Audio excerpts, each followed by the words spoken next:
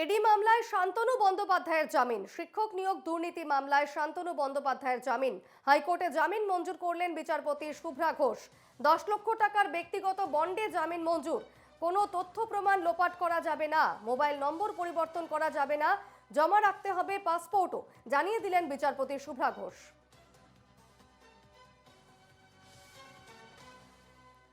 আমাদের সঙ্গে টেলিফোনে রয়েছেন প্রতিনিধি সুদীপ্ত চ্যাটার্জি। সুদীপ্ত, ইডি মামলায় শান্তনু বন্দ্যোপাধ্যায়ের জামিন, কি জানাচ্ছ বিস্তারিত?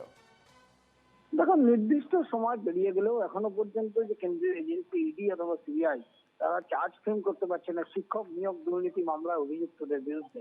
ফলে স্বাভাবিকভাবেই একের পর এক সকলেই জামিন পাচ্ছেন।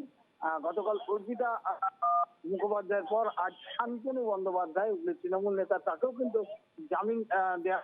হাইকোর্ট তার জামিন মঞ্জুর করলেন। বিচারপতি শুভ্রা ঘোষ জানিয়েছেন, এভাবে বিনা বিচারে দীর্ঘদিন কাউকে আটকে রাখা যায় না। ফলে সেই গ্রাউন্ডে তাকে শর্তাধীন জামিন দেওয়া হয়েছে। শর্তগুলো একই, যে তার নথিভুক্ত মোবাইল নাম্বার পরিবর্তন করা যাবে না, নথিভুক্ত যে ঠিকানা সেই ঠিকানায় তাকে থাকতে হবে। প্রয়োজন মতো পুলিশ যদি কোনো তদন্তের সাথে তাকে ডেকে পাঠায় তাহলে তাকে সেই তদন্তে সাহায্য করতে হবে।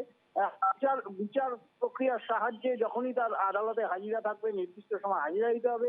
সাক্ষী দের কোনো রকম প্রভাবিত করা যাবে না বা কোনো তথ্য প্রমাণ লোপাট করতে পারবেন না। যদি নতুন অভিযোগ হয় তাহলে নতুন করে অভিযোগে তাকে ফের তাকে অভিযুক্ত করা হবে।